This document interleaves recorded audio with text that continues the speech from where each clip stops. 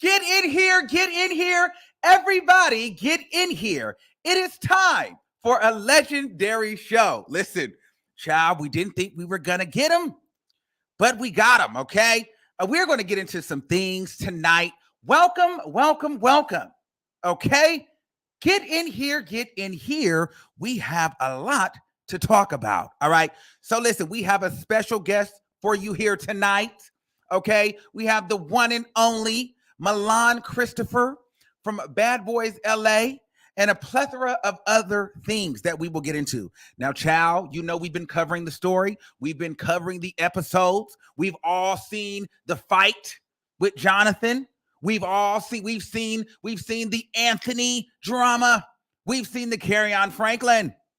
We've seen Milan apparently appear as spooked and nervous. So we are here to get into all of those things, okay? We're here to get into some things. We will probably take some questions from the audience. But child, get ready to get into some things because, you know, we haven't really been seeing eye to eye for over really about 5 years, really since I've started this thing. You know, I started on Facebook and Milan was actually one of the first people that kind of got it from me. You know what I mean? And so he's hated me. Actually, there was actually a Bigo where he said he hates me. And so it's interesting because we hadn't really talked since then. So we will address all of that going back from 2017 all the way to 2021. So this should be an interesting conversation. I was a bit nervous. We weren't sure if he was going to make it, but in fact, he is here. And so without further ado, we are going to bring him on. Okay. And he said that there is no questions off limits. So I have a couple of questions here that we are going to get into. So without further ado, let's welcome to the show. Y'all, let me take a shot because I don't know if y'all drinking, but y'all, I'm drinking, okay? I'm doing a little shot. I got me a little shot. I got me a little chaser over here, okay? So, you know, this is what I got going on, okay? We're gonna have to talk about this bad boy stuff. It's gonna be some things, okay? So I want you guys to hit that like button and share the video. We're waiting for Milan to get back into the set, and then we're going to bring him up, okay? All right. Without further ado, all right, the man of the hour. What did they say? They called him the camera time hog, the screen hog, okay? A bad boys LA, Milan Christopher. Wow, wow. What's up, Armon? How are you, baby? You know what? I'm good. I'm actually better now that you're here because, child, I'm gonna be honest with you. I thought you were gonna flake. Why would you think I was gonna flake on an interview with Armon, my biggest fan, my biggest supporter? You know, because we have a history. So I thought you was gonna try to one up me and try to give it like, oh, girl, I'm gonna, you know. And then you know, you told me you had got a text, and so I'm like, oh, girl, they're gonna plan the scheme to get me. Yeah, no. We good, baby. Let's go. What's up? What's going on? Okay, well, I think that we should first get into you know, we got to just start from our relationship because this was random. You know what I mean? One of the subscribers actually asked us to do this interview. And I was like, well, I don't know if he's going to do it because he hates me. I don't hate him, actually. And you don't? No, I don't. Really? I mean, I'm shocked to hear that. It's just, you know, it's been a long, I mean, 2017, 2016 of you like, literally every opportunity you got, you used to trash me. You know what I mean? And I had never met you. I had no reason. I didn't even understand why you had so much discontent. And you know, but it was just like an ongoing thing. You never even gave me the opportunity to get to know me, to be like, oh, Milan is this, Milan is that, Milan is this. You just went full speed. So I'm curious to know, like, where did that animosity or whatever stems from on your end? You know what? I don't even know if there was ever like an animosity, and I don't remember the exact date and time, but I do have a couple of notes. There was, I think it started with the Love and Hip Hop moment, where you were on Love and Hip Hop, and then it had came out that after your first season, you felt like you needed more money.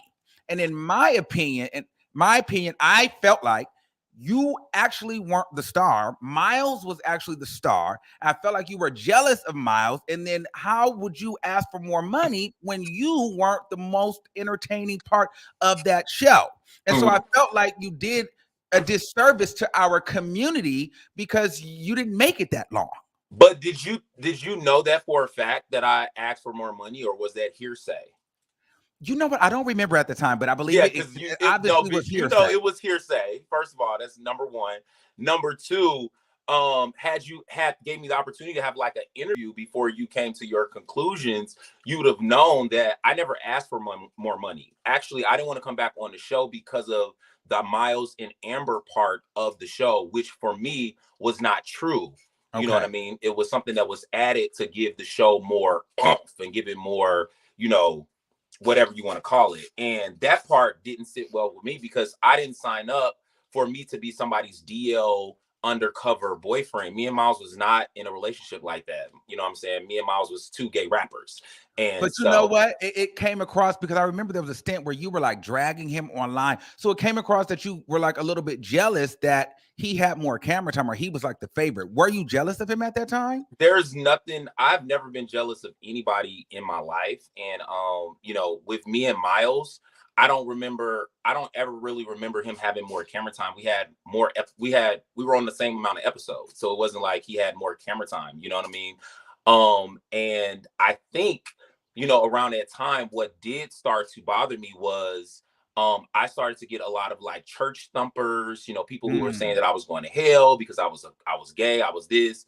I started getting people who were starting, this is how HIV and AIDS get into the straight community because of DL relationships and stuff like that. And I don't even operate like that. I don't even go after DL guys or anything like that. You know what I'm saying? Miles was fully aware that we were going on TV. He knew he was going to be publicized as being a gay man. And so it just got really nasty. And it got uncomfortable for me, which is why I did not want to come back to the show unless they confessed that this Miles and Amber thing was not true. And of course, the producers didn't want to do that.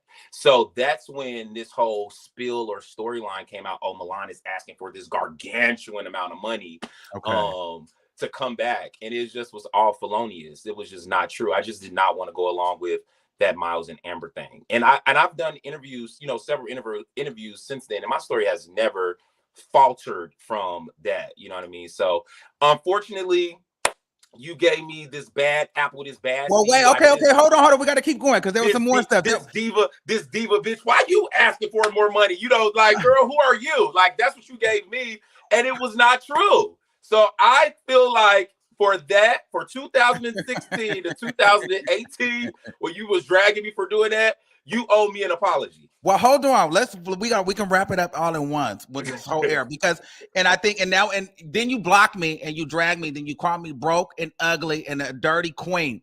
And so that's when from that moment I was on you. So then I would talk about how trash your music was or is or whatever. You know what I mean? The music is still a little trash. Girl, my music is fab. First of all, you need to listen to Super Psycho Mental. You need to listen to my motherfucking freestyle. Like my newer music is me and you were getting into it when I was just now coming into my artistry. So I wouldn't say I was like the best rapper or the best singer or the best of anything. All of that stuff, like social media in 2016, 2017, YouTube, all of that stuff was new to me. I was a ballroom queen. Okay. Yeah. You know what I'm saying? I was never like a person that was outside trying to, be an actor or this or that. I was really groomed to being in ballroom. You know what I'm saying? So you ran into me when I was just now developing myself.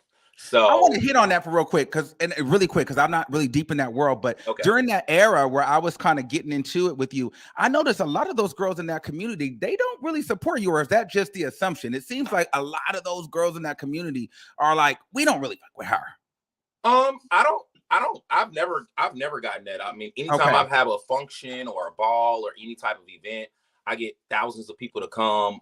Majority like Jack Mizrahi, which my mother Temperance, who are all head of houses. We have really, really good relationships. You know, I'm an icon in the ballroom scene. So if I go back to Chicago, where I'm from, and throw a ball or an event, it's always fully supported. I think also around 2017, 2018, what ended up happening, and I know you were a part of this.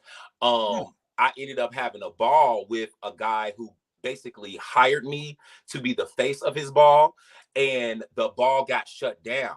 And so it was a lot of backlash because a lot of people came to that ball and the ball got shut down. And so I think you kind of fell in line with, like, because me and you were going at it around that time. Yeah. And that's probably where you got that assumption from. But honestly, no, I love the ballroom scene. The ballroom scene is probably one of the most supportive facets of my life. You know what I mean? So yeah. Perfect. All right. And see, I think the last part, I think that really kind of sealed the deal for us was the paper magazine. And I don't remember, it was a little bit gray for me because I don't remember what came first. I feel like the paper magazine came first and you were bent over on the bike and I did a video and it was somebody booked Milan. Somebody booked Milan. Milan is out here begging to get booked. I think I did say that, right? And then you did this post about how you were the first gay male on TV, how you were just this and how you were that, how you had the thing of your penis and how these other girls couldn't take you. And I just thought that, I was like, girl, she's giving all of this in my mind. And I was just like, well, it's not adding up because it seemed like she was mad about Love and Hip Hop or not being good. Paper Magazine came out in 2018, 19. Love and Hip Hop was filmed in 2016. I don't really remember that. It's just like, these are years, it's almost half a decade that's passed, and you still thinking about Love and Hip Hop, girl. I was so far removed from Love and Hip Hop by that time.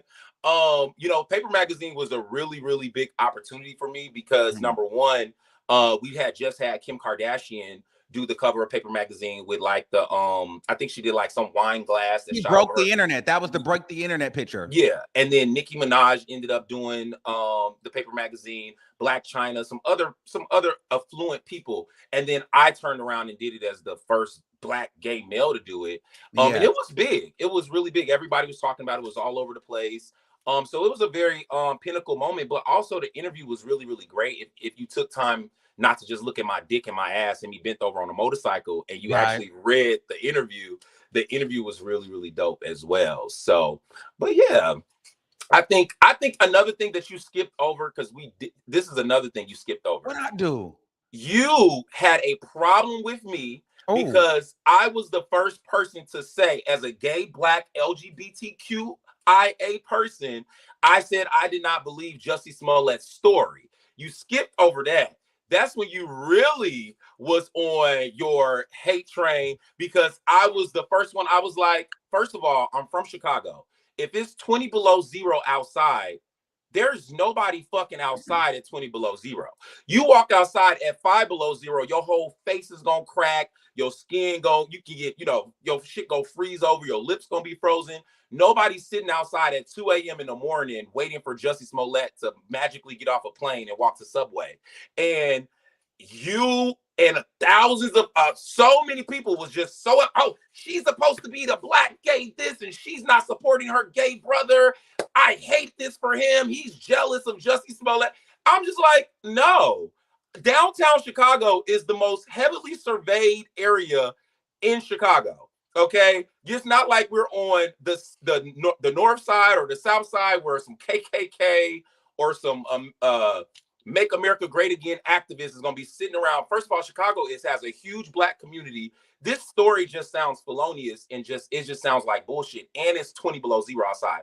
That day was literally, I kid you not, it was literally the coldest day in Chicago for the last 20 years of Chicago. Like, it was completely record-breaking cold. So it just was not true, and it didn't feel true to me.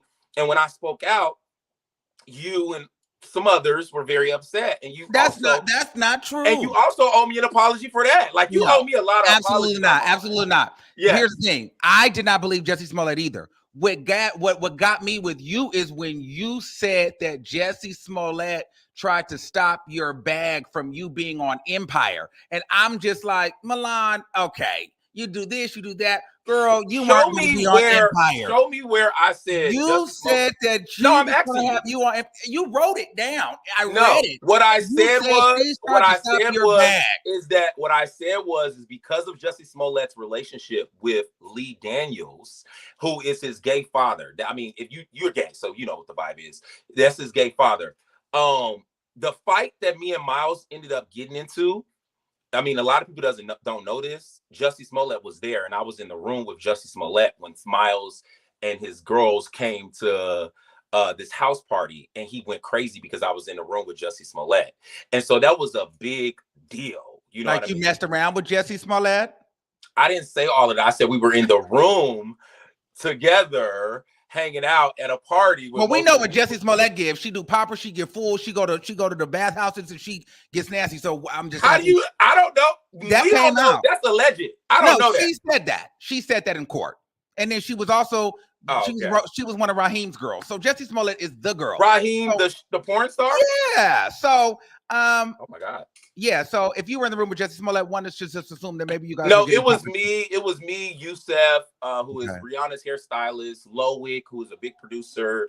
It was a party. It was a Halloween party. Okay. But Miles came to that party and saw me sitting next to him, and it drove her fucking bananas when he seen that. So. Well, I will say this. There's times that I may have gotten the story wrong. So for getting it wrong, I will apologize because I really don't have a beef with you, right? Okay. I have no problem with you. Now I still am going to do the commentary, but my job is not to be out here to paint you as a bad guy and tear you down. Okay? So yeah, so you should. So moving forward, since we're on this plane, it's 2022. I don't know what today's date is. Moving forward, when you get something that seems a little bit salacious, you can pick up the phone and text me and call me. You don't have to go right into your opinion. Like, you know what? I can't believe this bitch did this. So let me call this hoe and ask him what's going on. You know what I'm saying? We're going to get into a little bit of salacious right now. And I think that that's kind of also what made me want to actually talk to you because Bad Boys LA, which is the reason why we're here. After watching that show, I can honestly say that's what started lightening up you for me. I'm like, actually, I don't have a problem with Milan. I'm like, okay. At first I was like, oh my God, they done got Milan on here. Here she go. But then when I seen you on there and the way that you carried yourself, I was like, okay, he should be here. He's supposed to start the show off here. And I think that your ass is a character of its own. It's one of my favorite characters in the show. And I love it. I'm here for it. Okay. And so fashions are great. And I'm like, he seems level-headed, still cocky, a little bit arrogant, but we need that. This is reality TV. This is Bad Boys Club. We want that. And so tell us a little bit about Bad Boys Club LA. How did you even get started? What made you get started on there? Because you are of a particular age, right? You're about 37, 38, 39. I just turned 37 February 28th. So when we was filming Bad Boys Club, which was in the beginning of February, I was 36. I got on the show because I hadn't been on reality TV in a very long time, since Love and Hip Hop, and I have been doing a lot of scripted stuff. And when Natalie hit me up and told me she was planning on, revamping the show and doing it, and also using stuff that I always, like you just said, always say, I'm this, I'm that. You'll be the first of the cast of Bad Boys Club. You're gonna make history. She revved it up. I was one of the highest paid. The money that she offered was very nice. Wow. It was just like, you got paid more than Andrew Caldwell, more than 11,000. Oh, I was paid well over $11,000, maybe. Okay. So it was just one of those things where I was just like, oh, this is gonna be me having this moment, and I knew Bad Boys Club was one of those shows that people have been wanting for years and years and years. Yeah. And I was like, this is going to be great for me. You know what I mean? And then Zeus had been doing a lot of good work. I feel like, at least with Jocelyn's Cabaret, you know what I mean? Like, the first 2 seasons, this season was a little crazy, but the other 2 seasons, I thought they did good jobs promoting her and promoting the show. And I just felt like, okay, this is my opportunity to get back on reality TV, make history again. And also, have some fun. So did you have a hand in in the people that they were going to pick? Did you know beforehand who was going to be on the show?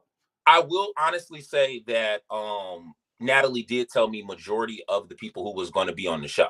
And you know, one of the selling points was I really didn't know none of those people, you know what I mean, except for Andrew Caldwell. And I was like, okay, this is gonna be my opportunity. You know, this I'm gonna be like, you know, the Natalie of the house or the big Yes. bro of the house or whatever you want to call it. So I just thought it was just gonna be it was a good opportunity at that time. I really thought it was a good opportunity. So I ended up jumping on there. So okay, that's cool. So did you think that were you prepared to fight? Oh, so let me tell all of you guys, I don't know how many people are watching. It's Number one, 3,127 people. what's up, y'all? The first thing that I did when I came on the show, because I had already knew, you know, that there was going to be a song involved. There was going to be, you know, an opportunity for me to brand and push certain things. I brought my adult toy lines. I packed all that shit up in a box.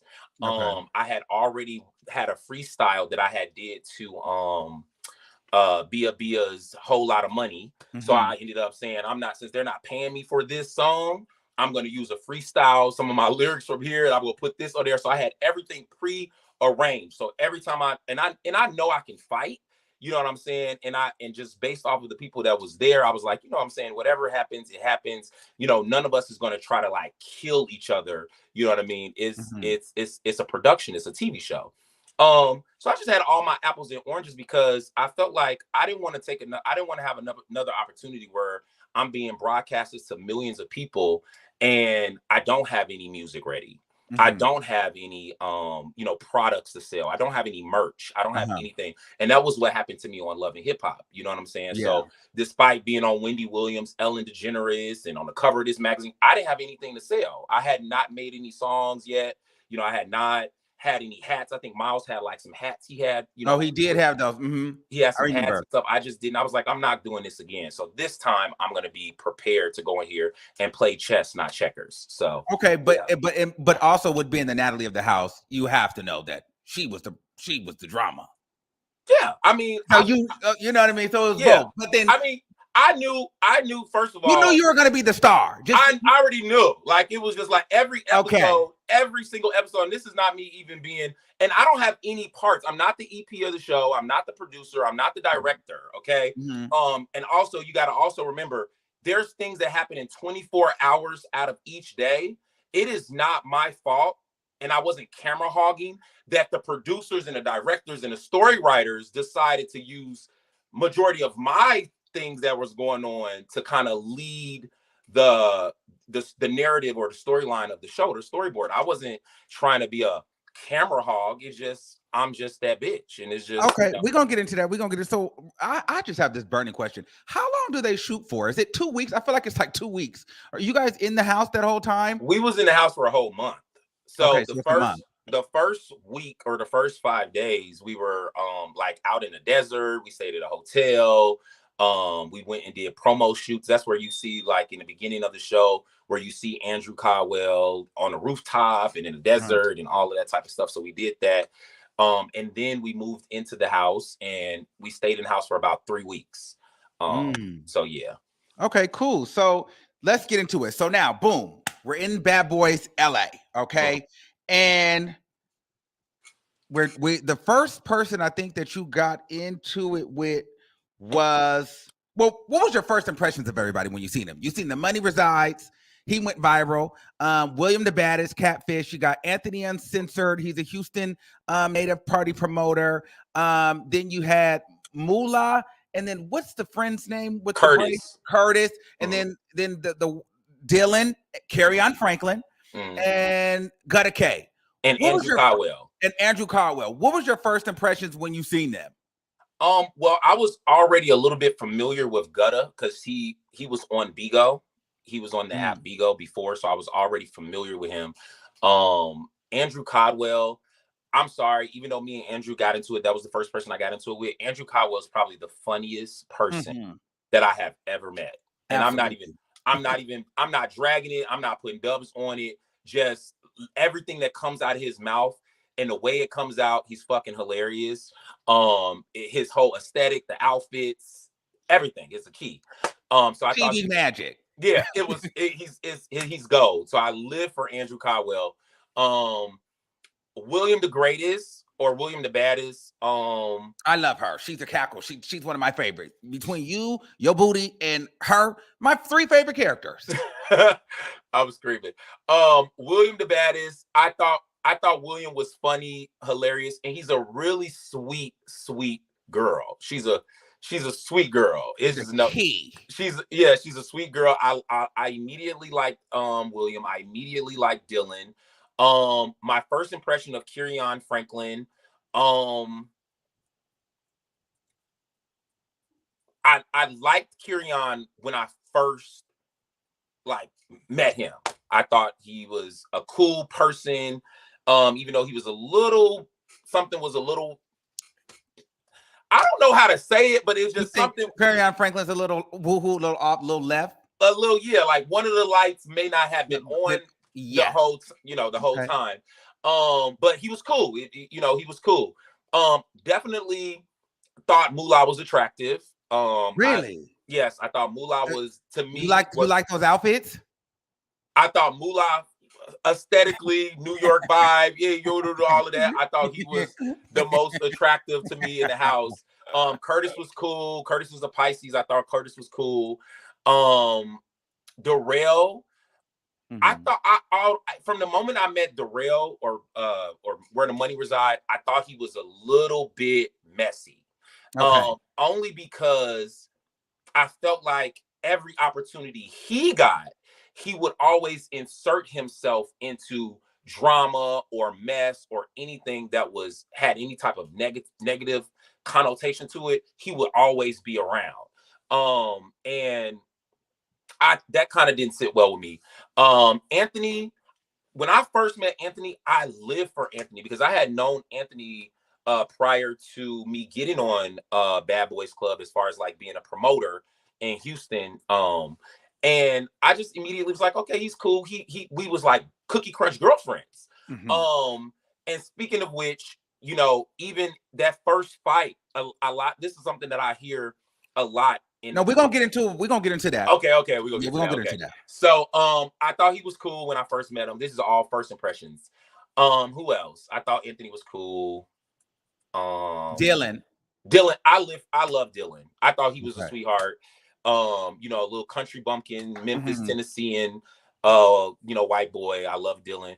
I actually liked everybody. It was not anybody that I really didn't like, but Darrell a little bit. I thought Darrell was a little bit weird, and I mean, just a little bit messy from jump. And that's the perfect segue because that's actually the first person you got into it with because you actually fought the most in the house. So I have here Milan versus Darrell. Okay, so there was a scene. So the first person I fought was actually Anthony. Oh, Anthony, right, for the room. Excuse me. Right. You fought him for the room. Let's talk about that. First of all, I know all of you guys are very curious, and I hear this a lot in the comments, like, well, Milan, you fought Anthony for the room. Oh, wait, that's there's so much for that. Because Anthony it went offline too.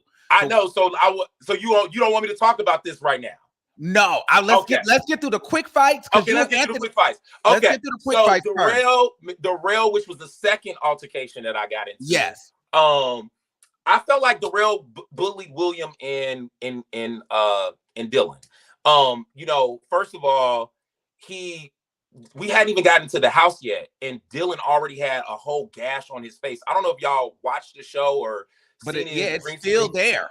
It was there for the whole show. He had a whole gash in his face over nothing. Like I felt like you were so drunk and you wanted to get this camera time, and you saw the cameras, and then you fought Dylan, and then you turned back around and you fought William, and neither one of them did anything to you. You were kikiing and caca with them the entire bus ride. And you obviously can see, as everybody saw, because it was a big joke for episode 1, their fight, that they wasn't really, fighters. And so rumor has it that Zeus Network or you guys were all pit together to put the white guys against each other. Do you feel like that's what it was? Like make the two white girls fight? Was that like a thing? Because, black girls have always been fighting. So it's like, oh, let's exploit the white girls on the show. I've never got that memo to, make the white girls fight each other, make the white girls hate each other. Okay. I think even before the show has started, Dylan name was 931 the baddest, and William's name is William the baddest. And so they was both white boys. So it was kind of like, well, who's the baddest? You know, as a joke. You know what I'm saying? And you know, whatever they had built up, I don't know if it was like some offline stuff before they got on the show. They kind of had their thing going on, and they end up getting into an altercation. But I don't think it was pushed by, you know, the network or anybody, because I don't remember anybody from production or saying like, you know, make them argue or push them to do this or do that. Yeah, so no. Cool. All right, and then we move on down to, which I really lived for, which I could say I lived for the whole cast, because this was very important when it came to the LGBT versus the straight. How did you actually feel about straight guys being in the house? Do you think it's necessary or not? And if so, do you think it was not enough, or you think it should be more? Or what do you think about them incorporating straight people? And how did you feel about that whole encounter? What, you know? So it's a double-edged sword, and I'm going to say why it's a double-edged sword. Number one, I definitely feel like, you know, for the viewer's sake, for all of the beautiful straight women and all of the, you know, whatever LGBTQIA plus people, I felt like it should have been a balance of straight guys and gay guys. I definitely feel like it should have been more straight guys on the show. But I also, and this is going to probably segue into some of the later things that I know we're going to get into. I feel like for safety reasons, the show felt like using LGBTQIA people certain altercations wouldn't go over the top where it became uncontrollable. Because a lot of times with straight people, it can go really, really crazy. You know what I'm saying? When a person gets into a fight, if a person gets hurt, you know, they might be belong to a gang, they might be this, it might be that, whatever the scenario that came up in their heads was. But I do feel like that it should have been more straight people in the house, for sure. I do. Do you think that Mula is homophobic? I thought in the beginning, yes. Right now, no. In the beginning, he definitely was giving off some real homophobic vibes. Actually, both of them, Curtis and Mula, was giving off some heavy homophobic vibes. And, you know, and I can kind of think that's kind of like what was the problem with, you know, the things that they were saying and how it was being taken, is because it felt like they were homophobic. But in retrospect, they just was ignorant. You know what I'm saying? Like, some of these, they never had gay friends. They only know what the church, and you know, as well as all of us know, our church talk shit about us. The schools talk shit about us. The rap music talk shit about us. The neighborhoods talk shit about us. So if these are straight guys and this is all they being fed, this is what they think gay niggas do. And this is what they think about gay people. So they didn't have the opportunity to hang around with gay people. But once they got in their house, and a lot of us kind of like broke that down, I don't think neither Curtis right now, presently, I don't think Curtis or Mula are homophobic at all. What do you think their obsession, particularly Mula's obsession with Carry-On Franklin's, you know, attraction was? Why was that such a big deal? Did we miss something? Why were they so invested in knowing what Carry-On Franklin was attracted to from your perspective? I mean, I still don't understand it 100%, but I would say that maybe they felt like if he was I don't know what the fuck, to be honest. I don't know what they thought. Like it just never gave that. Like I don't know what a person's sexuality means for you hanging out with them. If you like them, you like them, not because, you know, like I didn't get it. I still don't get it. You know, I really can't answer that question because I don't know what the obsession was. Okay, so there wasn't something that we had missed that got edited out. It just what we saw is what it was. All right, every single time or every chance they get, it was very much like, "What's up, bro? Like, what's up with you? You over there? You over here? Like, bro, like, come on, like, you know, yeah, like it was weird. I don't. And that clearly was irritating you at one point, and then Mula just hits Carry-On, and so what was that? Okay, so from the outside looking in at that moment, I was kind of like, Mula tried it. But actually going back and rewatching it and seeing that how certain things was edited out, Carry-On was saying a lot of shit that y'all didn't get the opportunity to hear. That's why we're here. That's why we're here. So, Mula, What was he saying? What was he saying? He was what just was saying happening? all type of shit like he really about that life. If y'all really want to get into it, Kerrion has said to me multiple times that he was really about that murder life. I mean, he told me that multiple times. He said it to Moolah. He said it to multiple people. He was very threatening with some of the things that he was saying, which probably intimidated Moolah to kind of react like, bitch, what's up? Or nigga, what's up? You know what I'm saying? So, but I also still think in that context, Moolah kind of jumped out the window a little bit, only because I felt like underneath it was a little bit of homophobia kind of mixed in there to make him just want to go ahead and throw a drink and start throwing punches. Because it all started with him not answering the question if he was gay or straight. So. And then once that happened, you felt like Curtis jumped in, and so you jumped in to kind of help Kerrion. So before this whole show even started, we had a big powwow, and there's no jumping in the house. That's like a big thing. There's no jumping, like, you know what I'm saying. And when Moolah hit Kerrion, maybe like a couple of times, like 3 times, Curtis pushed him, and like he almost fell. And it was just like, bitch, what are y'all doing? Y'all trying to jump him, which prompted me to get involved and fight Curtis or hit Curtis. It's safe to say that you weren't afraid of the straight men in the house. You would have went head up with either one of them. See, I'm not afraid of nobody. Win, lose, or draw, bitch. I'm not afraid of nobody. I know that I'm not Superman, and I know I can't beat everybody's ass, but I'm not afraid of anybody. You know what I mean? So it was just kind of like I was trying to stand up for what I felt like was right, because it felt very bullyish for Moolah to do that, and then Curtis to push him, and he almost failed. Let me ask a question. Were the straight men allowed to fight the gays? Or was that a conversation, or just was it a thing, or no, everybody could fight. Yeah, everybody could have fought whoever. Okay. Yeah. All right. And so Curtis said Curtis kind of felt like, a gay guy, you're a buff gay guy, but you kind of yanked him up a little bit, so he wanted to box you. Are you guys still gonna have that boxing match? I don't know. Me and Curtis is cool. Do you think his boys back home are like, oh, you let that queen beat you up? You let that they might be like, you let that fruitcake beat you up on TV. The Trey, he might have to come back and try to fight you because you yanked him up, and his boys back home might be saying he got beat up by a girl. I don't know. What if you feel some type of way at the reunion and try to run up on you to get that one back? I mean, this show was filmed in February. It's like 5 months ago, and I've seen Curtis multiple times. Okay. So if you know what I'm saying, if he's still on that, I would be really surprised. If he's still on that. All right, cool. So boom. All right, so there's that, and then let's just get to the Kerrion piece too, because this is an interesting situation. So you talked about Kerrion Franklin. You said that you liked him in the beginning. Let's just get into that.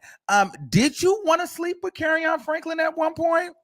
Absolutely not. I know you guys don't have. So I'm really into like teeth, nails,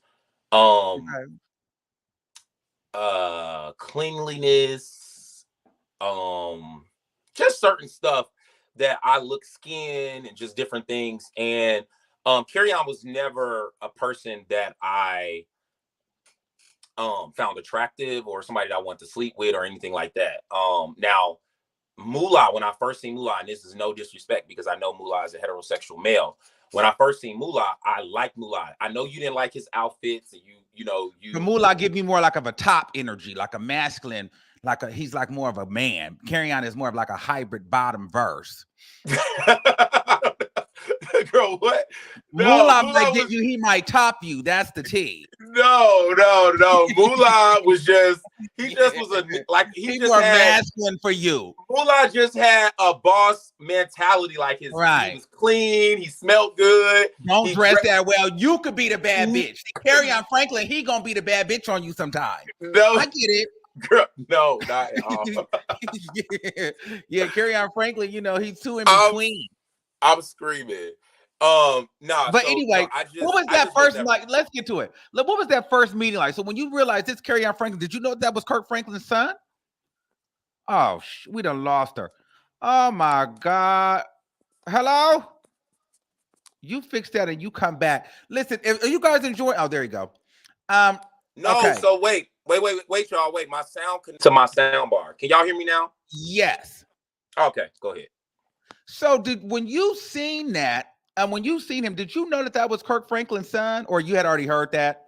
Yeah, I mean, on the bus, we kind of all knew who each other was because again, we had the 3 or 4 days where we were out in a hotel. We knew who people was, who was all on the show, and all of that. So we had did promo stuff before the show, before we got to the house. So I did know who he was by that time. So what gave him that idea that you wanted to suck his dick or whatever it was that he said that you wanted to do? Kirion said a lot of stuff that was absolutely weird and absolutely untrue. I've never sexually approached him or was like, "Ooh, baby, you so fine," or you whatever. I've never even gave him that type of energy. Okay. You know, so I really I don't know why he would say something like that. Actually, he said so much shit that it made me start to think that he was very again, all of the lights upstairs must Okay. not be on. So So yeah, take us to the studio. That was an awkward studio session. So mm, what was going on? Because there was a guy there in the studio. You hired that guy? well, Zeus hired him. Okay, so Zeus hired this guy, and then the guy leaves in the middle of a session. So Right. Yes. So we're in the studio, and I can just tell you. So what happened was that day, Lemmy had a celebrity basketball game. If you guys don't know who Lemmy is the CEO of the network, and okay, that was during the Super Bowl weekend. Super Bowl weekend, yes. So Lemmy had a celebrity basketball game that he was at, and he put out a bat signal for everybody to come. That was a part of his close knit team, and Mhm. Matt Cash is actually a part of Lemmy's close knit team. So when the CEO said it was time for him to go, he hopped up and he left without saving our song. And so when he hopped up and he left, it left all of us in an awkward situation because, not only do you have to save something on Pro Tools, you got to save it, you got to bounce it, you got to do all these different things. It's all these moving parts. And it was just like, well, can you wait 5 minutes to, Yeah, why the hell would you do that if I'm filming a show? Like that just seems like you wanted drama. But go ahead. I'm getting anyway. yeah. So he hopped up and he left. And my whole thing was I was very agitated. It was just like, bro, like, can we get somebody? Can we get another engineer here? Can we save this? Like, this whole studio session is gonna be gone because Matt just hopped up and left out of nowhere. And so that's where the whole kind of like the energy started to shift a little bit Mhm. in the room once Matt got up and left. Well, because I would have been very frustrated by that. I mean, you're here to do a job and then you just leave. But now that I'm hearing from you, Lemuel called him to leave, which to me is like, why would you do that? But that's a I'm whole not nother really thing. sure if Lemmy even knew. Lemmy might not have even known what Matt was doing, or we were filming right then, or Oh, okay. maybe Okay. we're supposed to be done filming. I have no clue, but yeah. So the guy leaves, and then Carry Franklin, he wants to get and start working on Pro Tools. And you like, nigga, no, okay. And during this time, people are feeling like you're trying to be a camera hog. And you guys are creating this song. Now, is the song your song? Because in the intro, I don't think I hear anybody else on the song. So yeah, so that's why I was a little agitated. Number one, I wrote the hook, I wrote my verse. Majority of the song is me. You don't hear anybody else on the intro of the song. Mhm. So I worked the hardest, you know what I mean? So I wanted my music to be saved properly. And I think and I can say this to all 3,000 people, I think I possibly could have said it a little bit nicer. Like, like, bro, you can look it up on YouTube, just for future references, but not in this moment. Mhm. I really don't trust, you looking it up on YouTube. I need somebody who is a professional to look it up. You know what I'm saying? Right. And by that time, I think because I kind of like, I didn't really say anything. I was just like, no, we're not gonna look it up on YouTube. We need to get somebody in here. He started saying shit under his breath, in which I actually ignored.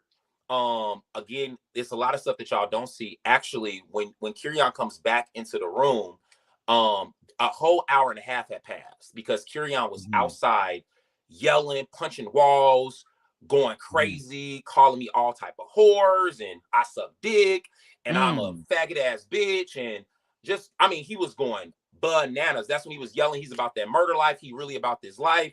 He'll do this. He'll do that. And all because you said you didn't want him to do the Pro Tools, or were you throwing shade at him? No, it hadn't even got to that point yet where I started being catty. The bitch he just went crazy because I was like, no, we need to get somebody else. And I was really talking to the producers like, bro, y'all need to get Matt back in here. Like, y'all need to get somebody back here. We need to get this saved, like, right now. You know what I mean? And it just escalated from there. They removed him out of the room because this is all edited out. You don't see this. They removed him out of the room. That's why he goes out and y'all see him coming back in, and I'm sitting with a hookah in my hand or something because he was going fucking crazy. But I think like in that moment, it was very much, he had just started saying a lot of shit that was really kind of just like fucking me up. And because number one, I had just fought for this man to be able to suck a dick. I had just fought for this man to say he was gay.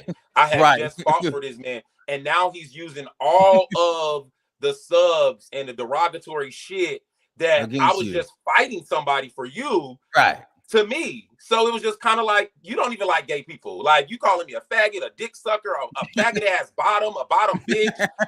I mean, she went berserk with the shit that she was saying and telling me he'll whoop my ass, he'll kill me, he's about that murder life, which is also very odd based off of where he's at right now and what he's in jail for now, that Zeus decided to edit those things out, because he definitely told me multiple times that he was about that murder gang and he was about that murder life and he would kill me and all of that stuff shit too, which you don't hear. So by the time when he comes back in the room, this bitch said she was gonna kill me.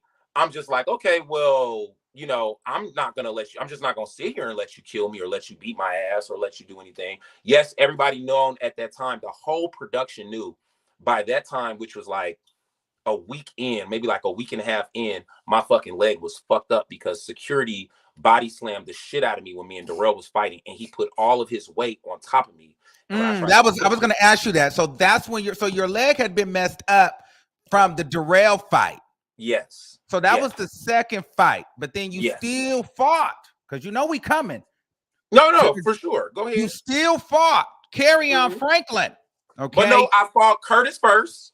You fought Curtis first. Right. Then you fought Kerrion twice. You fought Kerrion twice with a hurt leg. Yes, this is true. Okay. So I already know where you're going, baby. Go ahead. So why did you fight Kerry? Do you like Kerrion clearly eats punches, right? So it almost came across like you were picking on him. No. So what happened was Kerrion told me it was on site, and when he seen me, he was gonna kill me. I didn't want to go home and be in the bed and wake up and a bitch didn't kill me or beat me up or threw bleach in my eyes or whatever. And that on-site scenario, that on-site it just made me say, okay, well, I gotta fight her before she get me. It's on site. So you snuck her. No, I never snuck her. She never was snuck. The bus pulled up. He was standing right there. He seen me on the bus. I got off the bus and I ran up. It was not facing you. He was definitely. You can't even, Armon. You can't even see if he was facing me. You can't even see it on the camera. You hit her from behind. So how you gonna sit and run this narrative? Hold on, wait. Let's be fair. Let's do two things fair. You cannot sit and run a narrative of something that you were not there and nor did you not see. Okay. When the bus pulled up with all of the cast members on the bus, Kerrion was already there because he was in the bus. He was in the truck in front of the bus. So he knew that I was on the bus. He knew all the stuff that he had said. And he was standing there looking this way, talking to one of the girls that was right there looking directly at me. I looked directly at him and I ran off the bus and we got into an altercation. He was not looking any magical other way other than that bus. Okay. What was the first time? Well, it was you guys fought at the studio because that was like the first fight that we fought was at the fashion show. Right. And then he ran up on you at And the house. that's when you beat him up. Yeah, that was the fair one. That was the face-to-face one for me. Now at the fashion show, that was a sneaker move for me. From what I seen, that looked like a sneaker. But the head up, it looked like, okay, boom. Kerrion got that one. We moved on. You guys seem to be cool. Kerrion Franklin is actually in jail right now, and he's under investigation. If you guys don't know, for a murder. Apparently he was driving a car with a gun in the vehicle, and I guess the car was registered to a woman at some point that had been recently murdered, and Kerrion Franklin was driving her car. We don't know the details, but Kerrion Franklin is being looked into. In regards to this situation. So best of luck to Kerrion Franklin and whatever is going on with that. So let's move on. Okay, so now let's get into it, because now after the Kerrion thing, that kind of felt like there was a lot of discussion around the house about you being a hog, you being the camera hog, you thinking that you're that girl, you wanted to be this girl, the Don Dada, the Don, the this, the that. You got the master bedroom. Now, let's bring Anthony into the mix. I think Anthony's a great guy, attractive guy. And it also kind of seems as though maybe he may not be as known as you, but perhaps maybe he wanted to be one of the star girls as well. And you guys weren't seeing eye to eye because he felt like, bitch, you think you're that girl, but I'm that girl. And but then we kind of want to fuck each other too. So what is that? Okay. First of all, and I mean, I'm sure everybody that's watching the show could tell, I was absolutely oblivious to any negative energy coming from Anthony. Every time me and Anthony was in the same room, Anthony was my cookie crunch girlfriend. Every time me and Anthony was around each other, we keyed, we caca, we did all of the scenarios and everything together. Like flirty. It was very flirty. I never got, until the show aired, that he was going to each person around the house saying negative stuff about me. Mm-hmm. Matter of fact, and this is where I'm glad that you brought this up. Me and Anthony never fought for that room. The fight that me and Anthony have was completely fake. That was not a real fight. Wait a minute. So so it was all produced. It was not a real fight. And most people who watched the show had already clocked the tea that fight was not real. So that makes sense. It's 4,000 people on here. We don't know. What does that mean? How was that produced? So there was everybody room was already So you knew you were getting that room. Yes. So that was all a produced thing for Anthony and a person who I was Kiki Crunch girlfriends with. I was like, okay, yeah, bitch, we can spice it up and act like we fighting over the room or whatever. And that's why that scenario happened. But I had never fought. I'm not fighting no bitch for where I'm putting my head at. I knew where I was going. I knew, just like I knew how much money I got paid. I knew which bedroom I was in. I knew how to bring my motherfucking dildos. I knew to make sure I got this verse ready. I knew to make sure I got my song in the show, Super Psycho Mental. I had all of this was already pre-planned before I walked in that door. So me and Anthony never fought for no room. That was all produced. So anybody saying, well, you fought Anthony for the room, so go ahead and fight Jonathan for the room. That's not what happened. So that's why it was completely inaccurate, and that's why I'm here to kind of clear that up. Okay, so you guys were cool because you guys kind of started hanging out, and then but it seems like, you know, Anthony kind of when he would speak, he would feel like you were always she was being attention. A snake. She was being a fake ass and then there was a time at the she was being a fake ass bitch. I mean, that's just the bottom line. She was being a fake ass bitch because, number one, do you think she was jealous of you? Every time she wasn't around me, every time she went live, it was always some negative shit that she was saying. But in my face, sister, brother, I love you, this, that, ka. Even in the fight with Kerrion, she was already outside with Kerrion Darrell and revving that scenario up. But as soon as me and Kerrion I was in her presence, she turned on Kerrion and was telling Kerrion, you know, you doing too much, you turning up, you gotta listen, da. And it was just like, well, bitch, you was just outside telling him that I snuck him and we should fight and do this, all this weird shit. So the entire time he was definitely jealous. Anthony, it was so many people like yourself and just multiple people who were well qualified to be casted on this season of Bad Boys Club, which was basically made up of socialites. Why the fuck is Natalie's best friend on the show? Nobody knows you. Nobody, you're not you're not comparable to Gutta. You're not comparable to Jonathan. You're not comparable to Andrew Caldwell. You're not comparable to William the Great. Like, all of us kind of had some type of social media thing, but you're on the show because you're best friends with Natalie. Okay, that's the only reason why you're here. So now you're on the show because you're best friend with Natalie, and now you're trying to attach yourself to me because from the beginning of the episodes, I was kind of leading the way, which is why you tried to be around me more and have this fake fight with me and all this other stuff until you figured out, okay, let me move over here because, you know, this storyline is trying to develop over here. Like, she was very clout chasing and very messy and very snakish because she really had no business being in the house in the first place because she does not hold her own. So okay, so let me ask you this, because that's one thing, but then it seemed as though everybody flipped on you. And so at some point, do you feel like you were the problem? Because then this kind of came off of social media, and then Gutta, Anthony, and Darrell. Let me tell you, I'm so glad that we're having this conversation. Them hoes didn't flip. What happened was, Anthony had already been being messy, you know, going back and forth, doing the things that you were saying. I'm kind of nervous. Not nervous. I don't know where we're at in the show to kind of. And nervous. yeah. I'm kind of nervous because I don't want to give away the next episode. So I don't know where we're at in the show. I have not watched one episode of Bad Boys Club. I have never watched one episode of Love and Hip Hop. So I don't know. I don't watch the show because I know I was there, so I don't want to like watch the show and see what the hell is going on. But what I will say is that what ended up coming out was Gutta was the person who called Jonathan over to the house the day that Jonathan came back to the house and attacked Rio with the chair.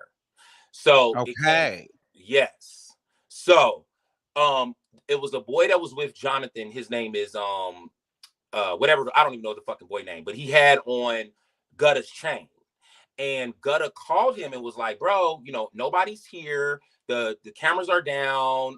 Everybody's out of town because it's Super Bowl weekend, blah, blah, blah.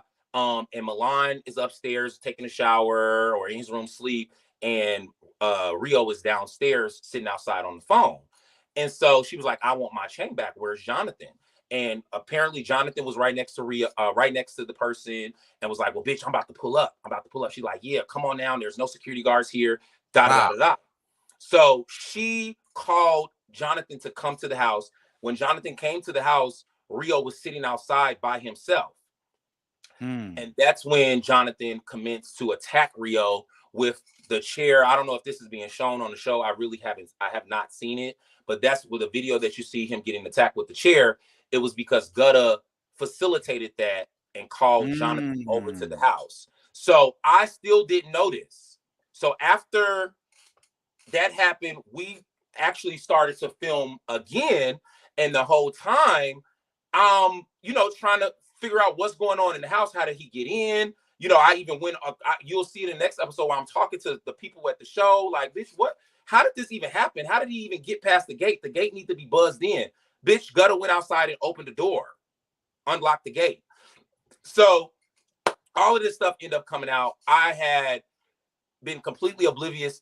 Gutta came to me on multiple times, crying in my arm about all type of situations, all type of scenarios where I was kind of like trying to be a big bro to Gutta.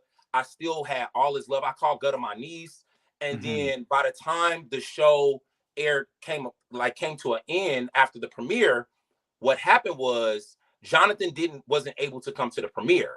And so Jonathan got on live and was talking about how he got to the gate, how he got through the gate, who called him, who did this. And it came out that Gutta and Darrell was very aware of Jonathan coming over there to come attack either me or Rio while Rio was outside by himself. So when that came out, that's when I stopped fucking with them. I went and unfollowed all of them.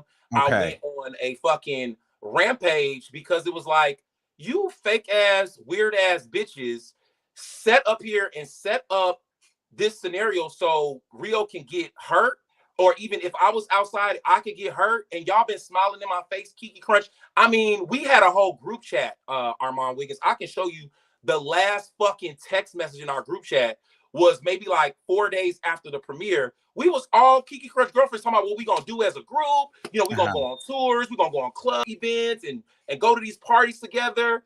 And the whole time, you weird ass hoes tried to set me up. You tried to set Rio up.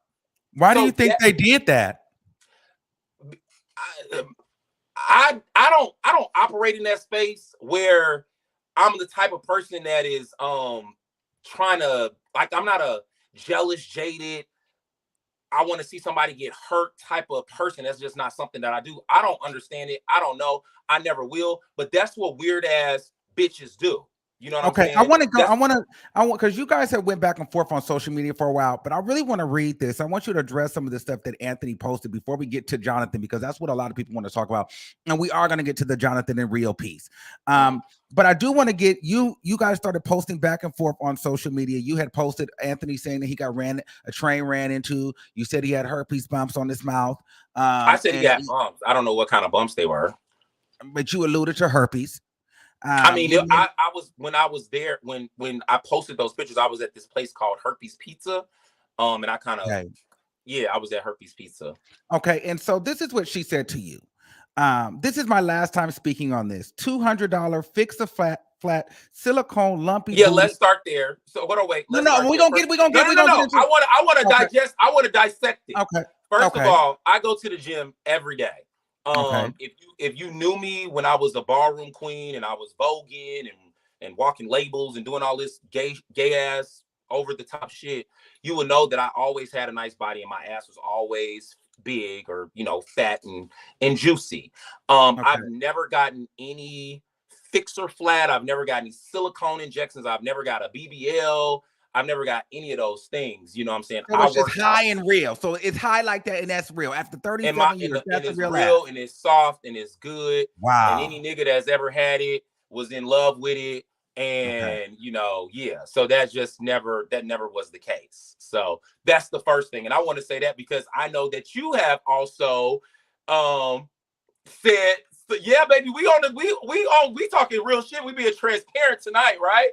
Okay, so you have also alluded to some things of that nature, and it's just not true. That's another rumor or hearsay because I have a nice body. I work out every single day. If you follow me on Instagram, you see me at the gym every fucking day. So it's just like, that's just not true.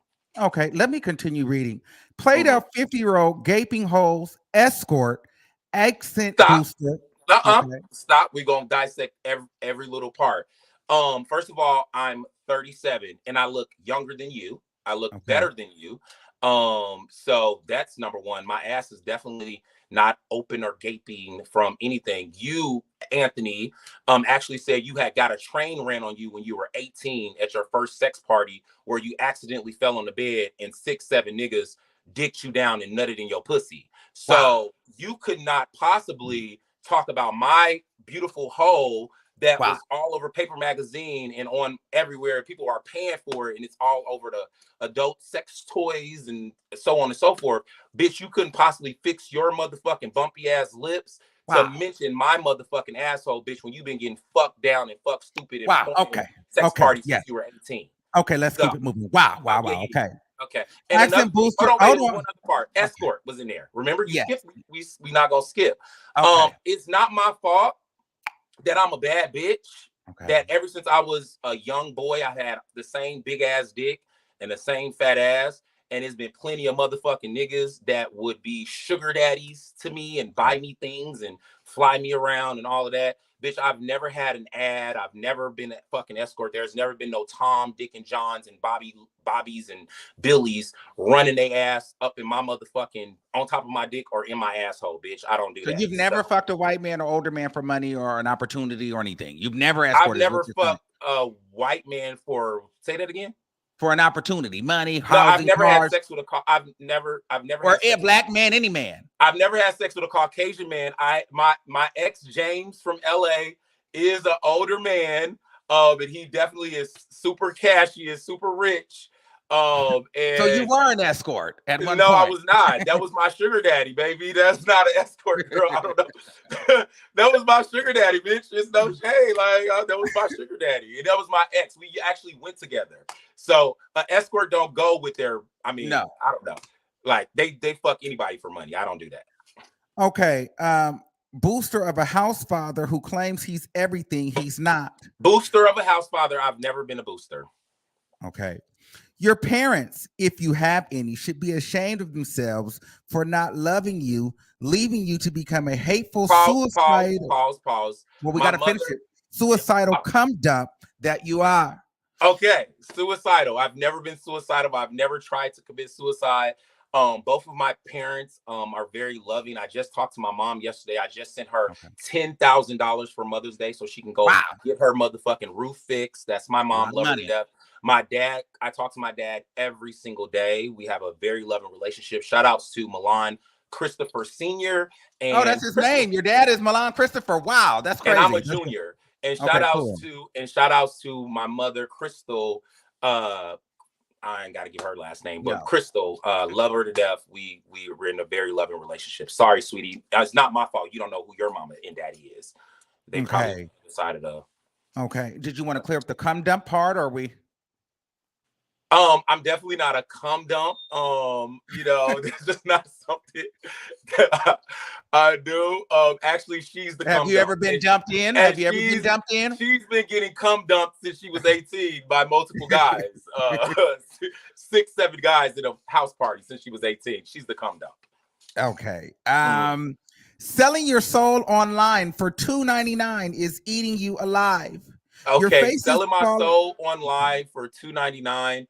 I'm not really sure what she's talking about. I do have an OnlyFans. Shout out if you want to go visit my OnlyFans. It's www.onlyfans.com/Milan Chris Gordy.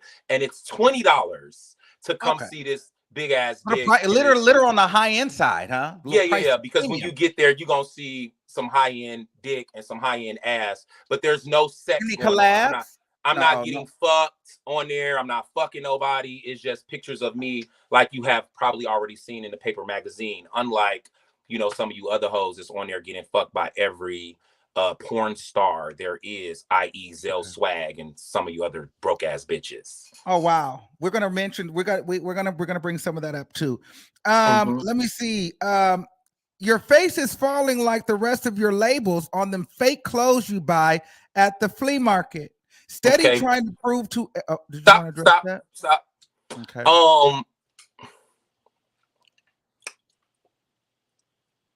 Yeah.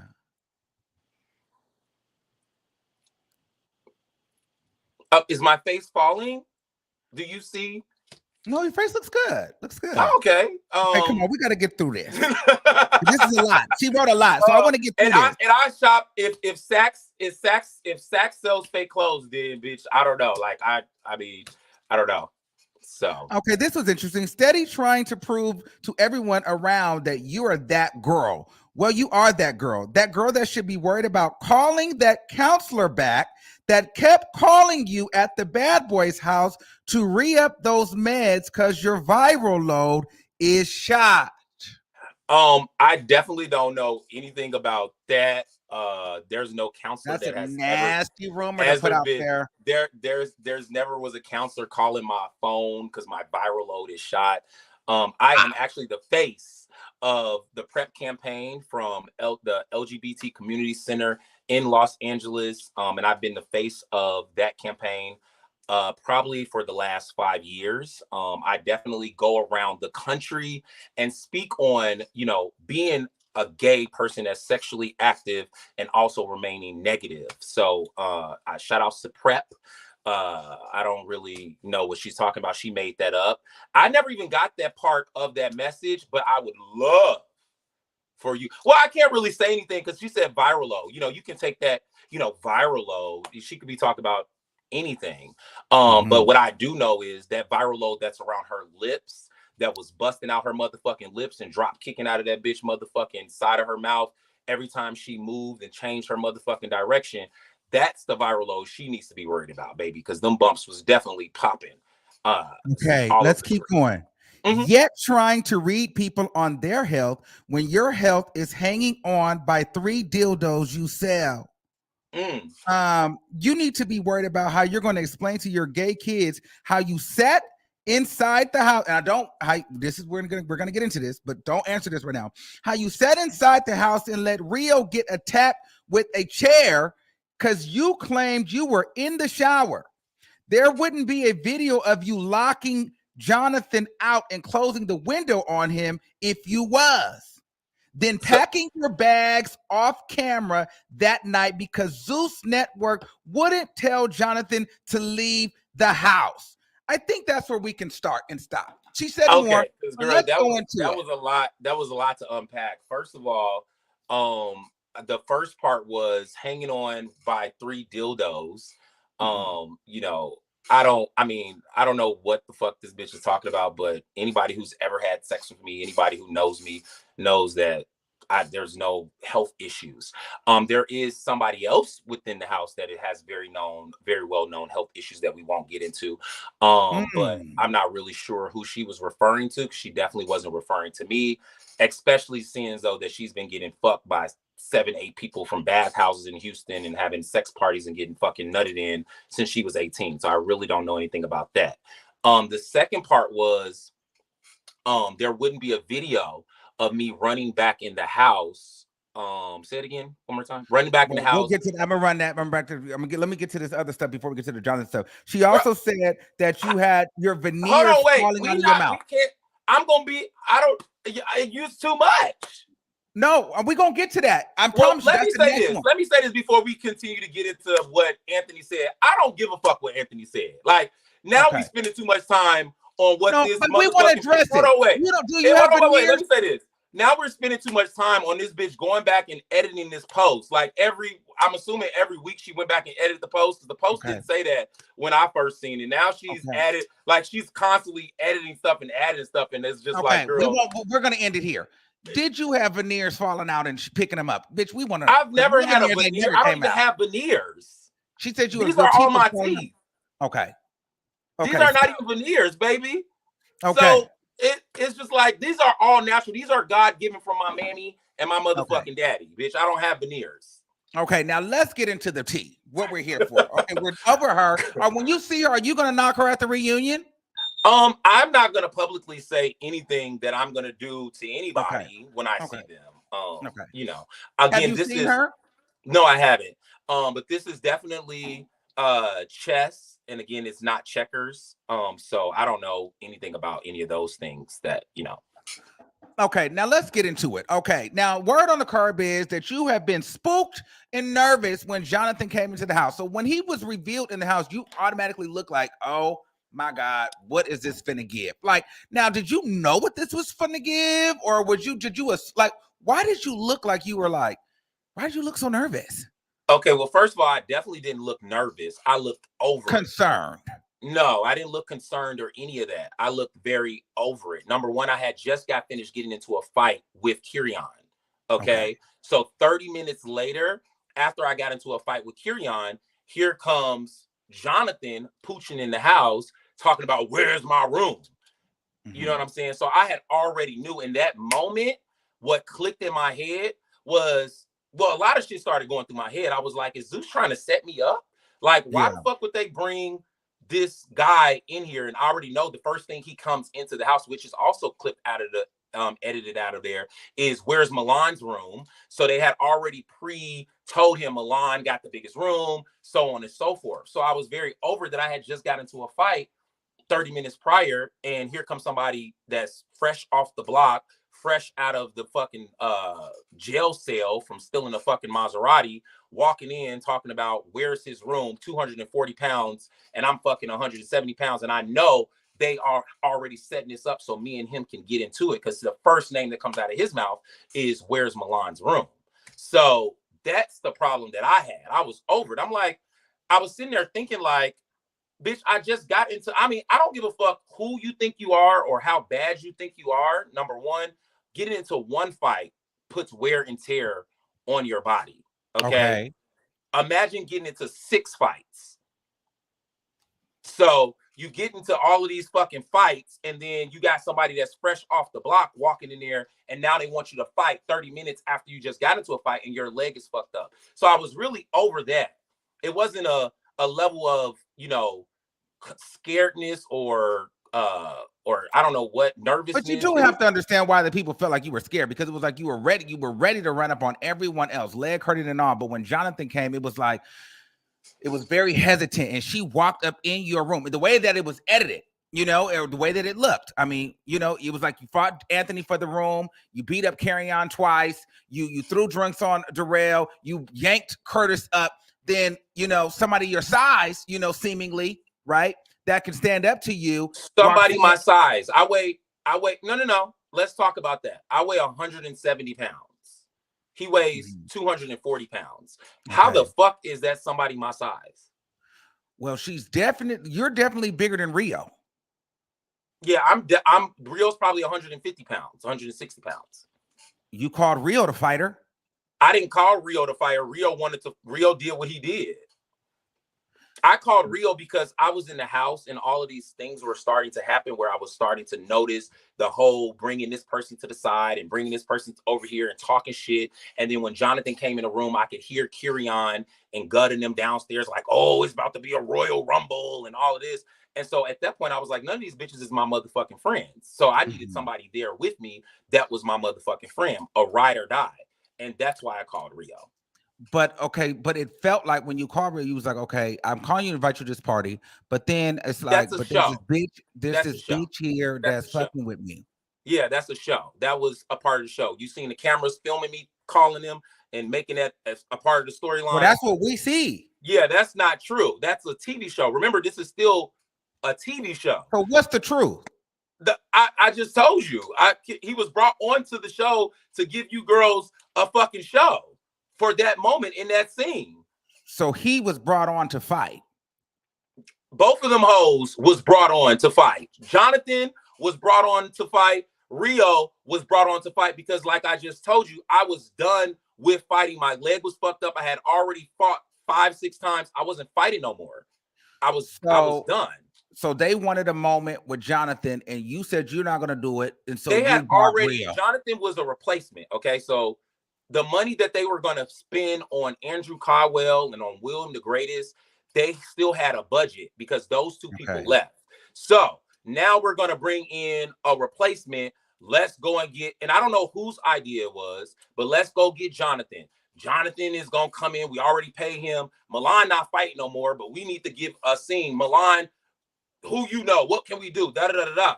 And that's why Rio was brought in. So those two can have the moment that they had. Okay, so Rio was brought in knowing that he was going to fight. That's important information. The reason why is because it appears that you sat there and let your girlfriend get wanked out. No. All of that stuff, all of that shit is television. All of that shit is television. That whole thing that happened in that house, that was produced. The problem that I have, that was a real fight. It was a fight. It was a fight. It was like WWE, like a boxing match. It was definitely a fight. She had her, wow. She was coming hard. That was a real fight. Where were you? That was a fight. I was right there. It is no shade to Rio, because I respect her for holding her own. But that girl was getting worked, and you didn't jump in at Rio all. Was not getting worked. Did you not watch the same episode that I watched? Rio was not getting worked. I'm really not trying to read. She was in between a wall and a dresser, getting cold. Rio was standing his fuck. Hold on, listen. First of all, Rio was not getting worked.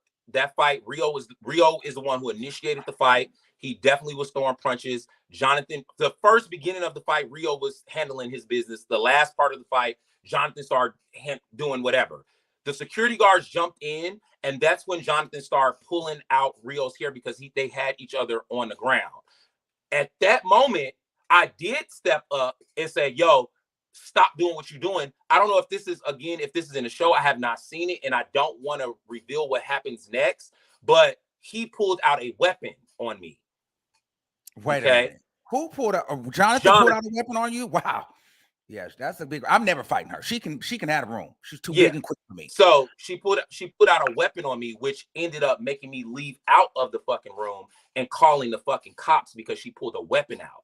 I don't know if that has been shown. I have not watched the episode or if they're even going to put that into the show, but she pulled out a motherfucking fire extinguisher with liquid nitrogen and pointed at me so she can blind me. Okay, so that's what y'all don't see if y'all haven't already seen it, but that's what happens. Okay. So well, how does she continue to keep fighting Rio? Is that because that was the plan? They just was gonna just keep making these moments because there's like the fight didn't stop. All I know is people got paid. It's a show. Producers wanted a show. I had already told them I was not fighting anymore.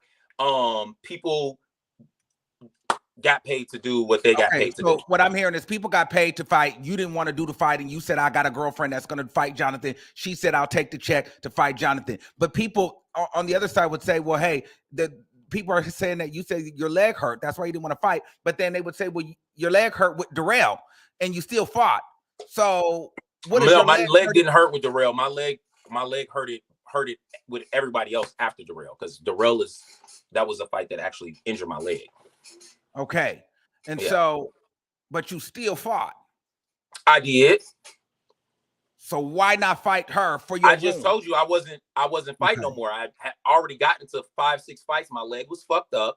And I had already said, this is not worth me continuous fighting. The money was cute, but it ain't that motherfucking cute, bitch. I'm not about to leave up out of here with no motherfucking broken leg trying to continue to fight these fucking weird ass bitches. I'm not doing it. It just wasn't, it wasn't worth it no more. I wasn't doing it no more. So with that being said, hold on. With that being said, I gave them the opportunity to either A, do whatever they needed to do since they had already paid Jonathan to come on the show. Y'all gonna get something, whatever y'all decide to do. That's on y'all. That's on production. The whole thing of me fighting this person and fighting that person, my leg was fucked up. Yeah, I fought those people, but bitch, I didn't even want to be honest, I didn't even want to fight Kyrion the last time we got into the fight. Well, I'm glad that you're here to clear this up because it's very important that you clear these things up because the perception is you ran up on Kyrion from behind, which you cleared up. But then when Jonathan was head up with you, you didn't want to fight her. So now you can clear up, bitch. I just wasn't doing it. You decided you weren't doing it, and that's fine.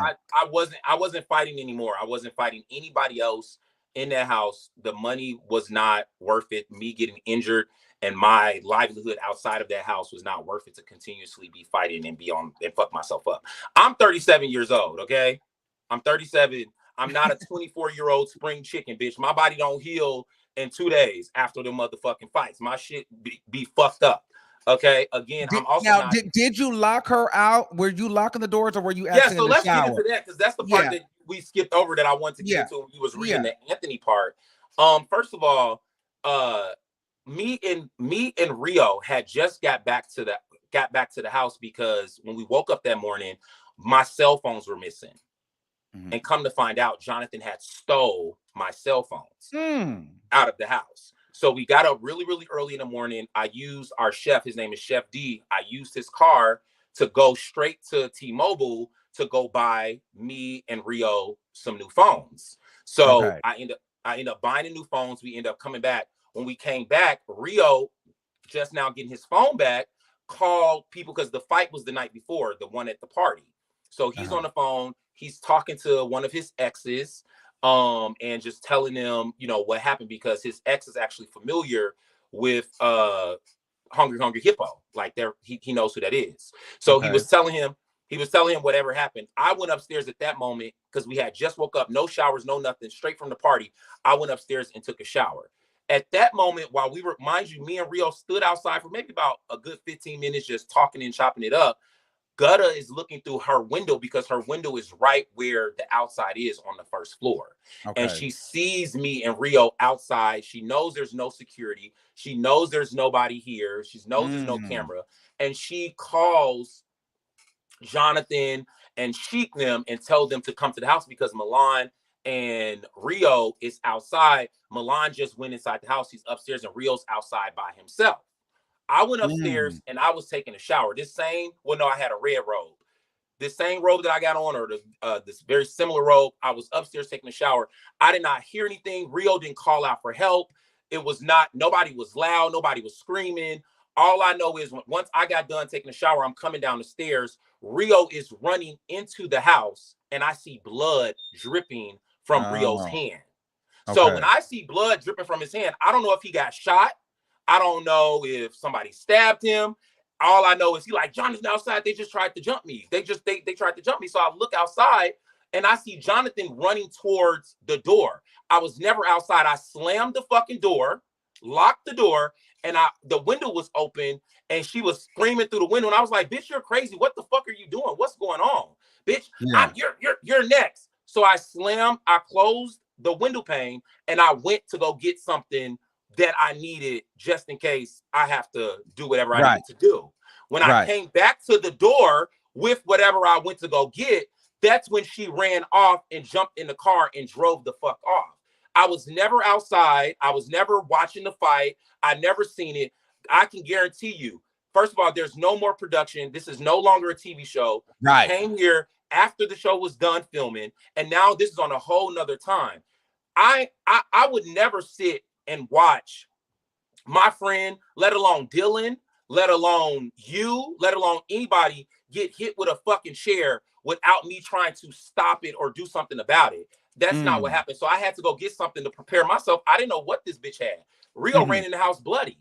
So it was completely, it was just completely over the top and just completely just like, it was almost like being in a fucking movie. Like I didn't know how to react, but I knew that Rio was bleeding. I knew she was out there irate. So if I was going to go outside, I was going to go outside and we was going to do whatever. She even yelled out, let me go get my gun, and then got in the car and drove the fuck off. So I don't know if we're all watching this same video, but there's no video of me standing outside watching the fight or being involved in that altercation that happened outside the next day. I just was not there. That was something completely had nothing to do with the Zeus Network or Bad Boys Club. That was something that Gutta, Jonathan, and his 3 or 4 friends that he pulled up back, they came and did all of that shit on their own and videotaped half of the fight and half of everything that was going on. Is it true that you're threatening not to go to the reunion if Jonathan is there? We haven't even talked about a reunion. There hasn't even been a reunion day. There hasn't even been a reunion day, bitch. I'm not worried about. Let me tell y'all something. I'm 37 years old. This shit that's going on Bad Boys Club, that's for TV. Anything that's happening outside of that, bitch, no bitch is going to touch me, because if you touch me, you're gonna gag. And that's just the bottom line. I'm not. There's not at this point. It's far and beyond television, because you brought it to the streets. You brought it when there was no production. You took it upon yourself to make this a real life beef. And at that point, I'm going to protect myself to the fullest extent if any of you hoes cross the fucking line. And it's just no shade. I'm not going to nothing and not be prepared to move forward with you bitches putting your hands on me or thinking you're going to touch me, bitch. It's not going to happen. All right. And the last question in regards to this. So you cleared it up. You said that Jonathan couldn't come to he couldn't make the LA premiere. I was told through people that you were like, you didn't want to be there if she was going to be there. So she couldn't come.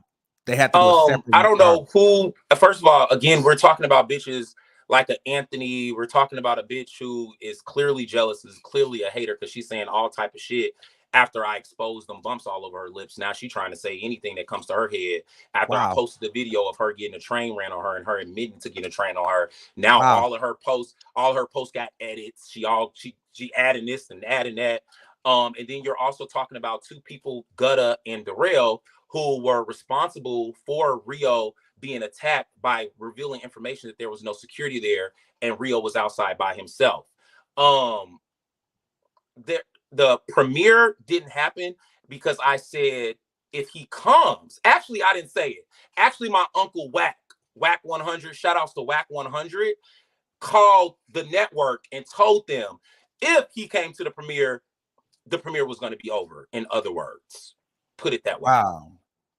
So he was not allowed to come to the premiere because they wanted it to be a peaceful premiere, Cookie Crunch girlfriends. And like I said, we were all girlfriends in this group chat because nobody knew that Darrell and Gutta was the ones who called Jonathan. We were all friends during the premiere. So if he would have came, it would have changed the whole dynamics of the premiere, because people would have been on his ass. And, you know, again, I am dead serious when I say this.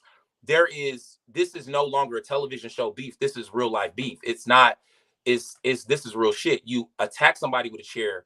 He was bloody. It was not for the show. It was not in your contract. It was completely off the rocket. Zeus didn't condone it. Nobody was, it was just a mess. So, and then so now we're no longer in this space of this is TV. We're in a space of, bitch, you hit somebody, you have assault with a deadly weapon. So now when we see each other, I got to be prepared to you might have a deadly weapon again. So now you got to be prepared what I might have for your deadly weapon, and to counteract what you got or what you have done. So that's the reason why he didn't come. All right. Well, that seems to wrap that up. I got a couple more questions, and we can hit or miss them real quick. You did mention Zell Swag. I want to ask you, there's this rumor online. Did you want to clear this up about Zell Swag and his cousin running the train on you? No. Me and Zell Swag have never had a fucking threesome, a train, nothing. Okay. There is an incident that happened that I was talking to one of his friends named Sterling, and me and Sterling was messing around. And as me and Sterling was messing around, somebody night creeped in the room. Night creeped and started eating my ass, and I turned around, and it was the big crocodile skin Zell Swag. Zell Swag ate your ass. Ate my ass. That bitch she ate my ass. And when I realized it was, no, because when I saw who it was, I was like, if you don't get your ugly ass the fuck up out of here. So I ended up going off, like, get out the room. And his boy Sterling was like, hey, bro, get out the room. So he ended up getting out the room. And ever since then, to be honest, because I've never been into this man, he has always inserted himself in anything that's pertaining to me. He's in the comments. He talking about how Bad Boys Club asked him to be on the show when no one ever asked him to be on the show, and just all type of just weird ass shit. She's almost sounds like sexual assault. If you didn't like it and you said stop, what happened? I mean, I actually could. It could be. I could do a Trey songs on his ass, like, bitch, like he definitely night creeped in the room and tried and ate my ass a little bit. So I know it was him. I'm trying to figure out, how do you like sneak and eat somebody's ass? Like, what I mean? So let me tell you. So in the room, the door is closed. Sterling's eating my ass. I'm getting my life. I got my head in the pillows, getting my ass ate. Next thing I know, I feel a different type of ass eating. And I'm just like, okay, this different. And I look back. I'm like, oh, and it's Zell Swag eating my ass.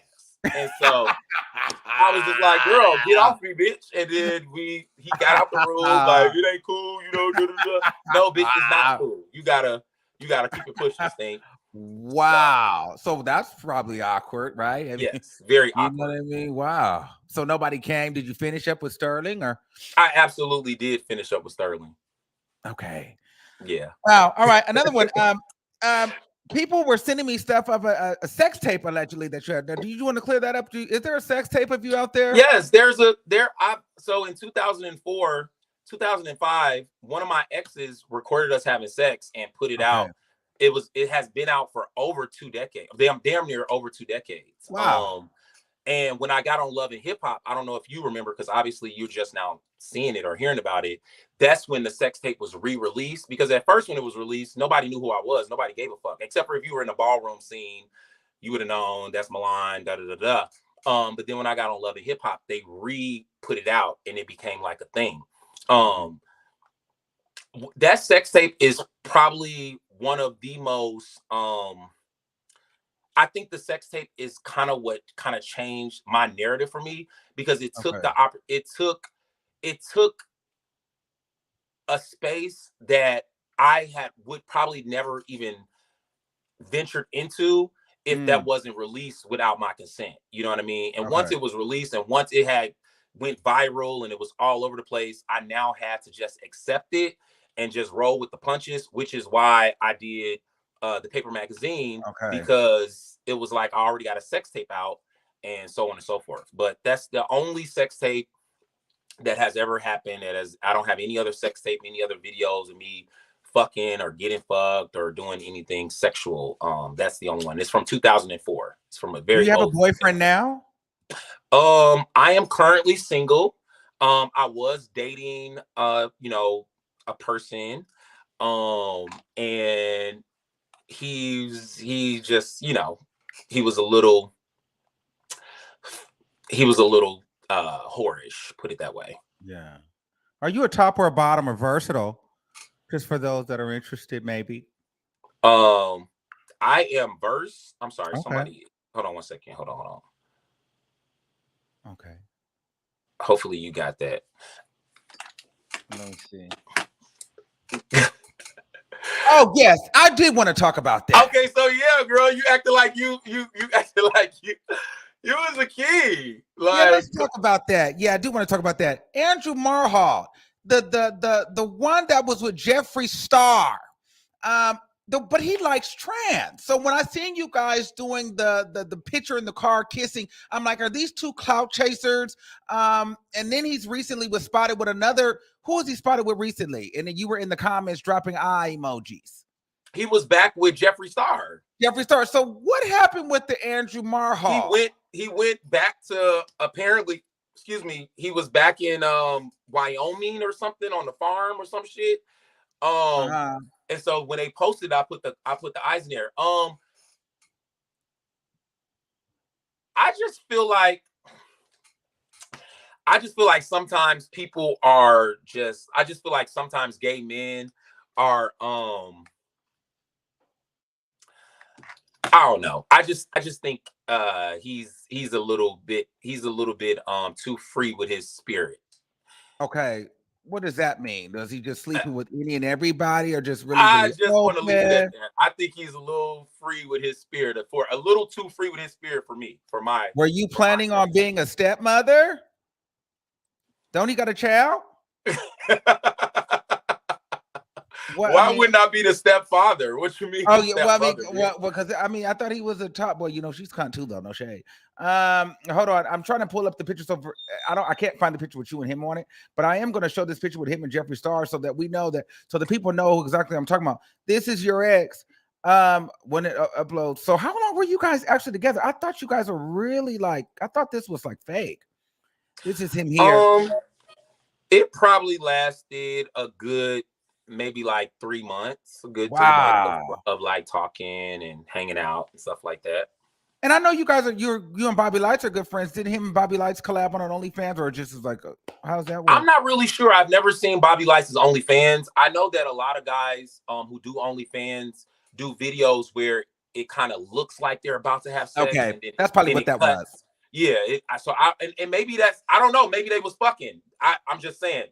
I don't know if they actually fuck, because Bobby does those type of videos where you want to go subscribe because you want to see what they're gonna do next. And it's nothing, right? I don't know. I've never subscribed. I've never subscribed either. So. But you've slept with Andrew Marhall before, and you've talked to him about Jeffree Star, perhaps, you know.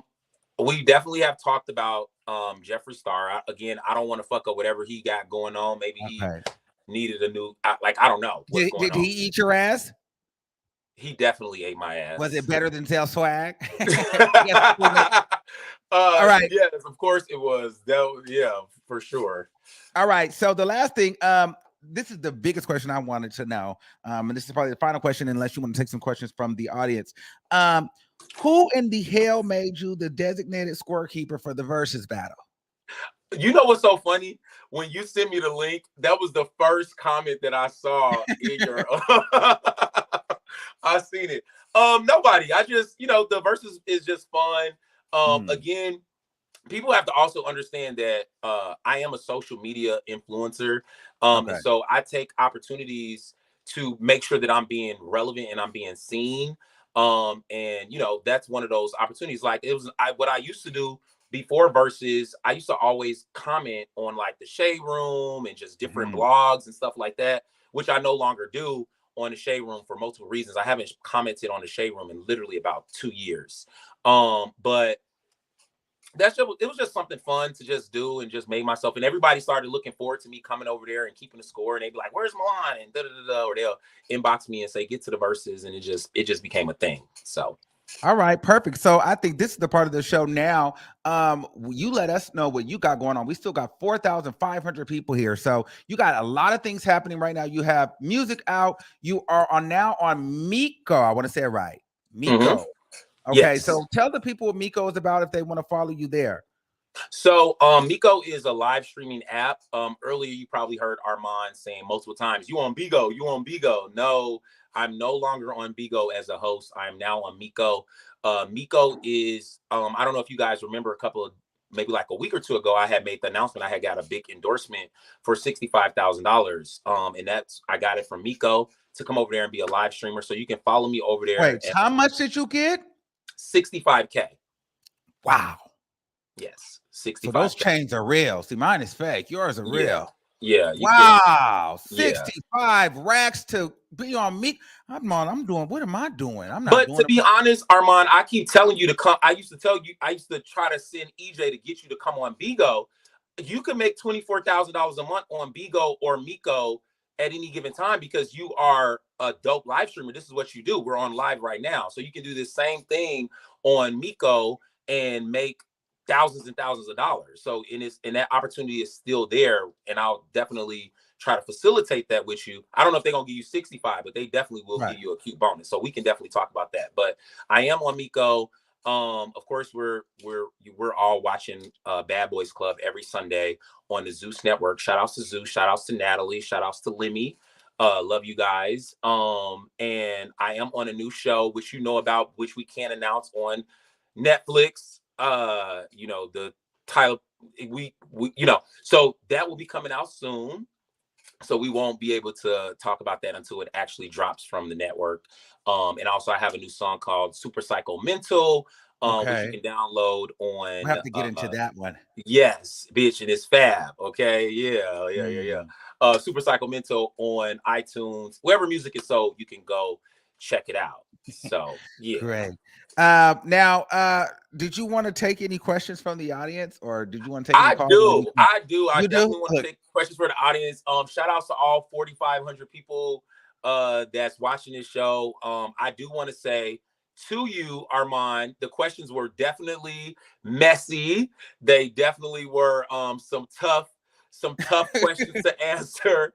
But you got through it, and it was good. I did.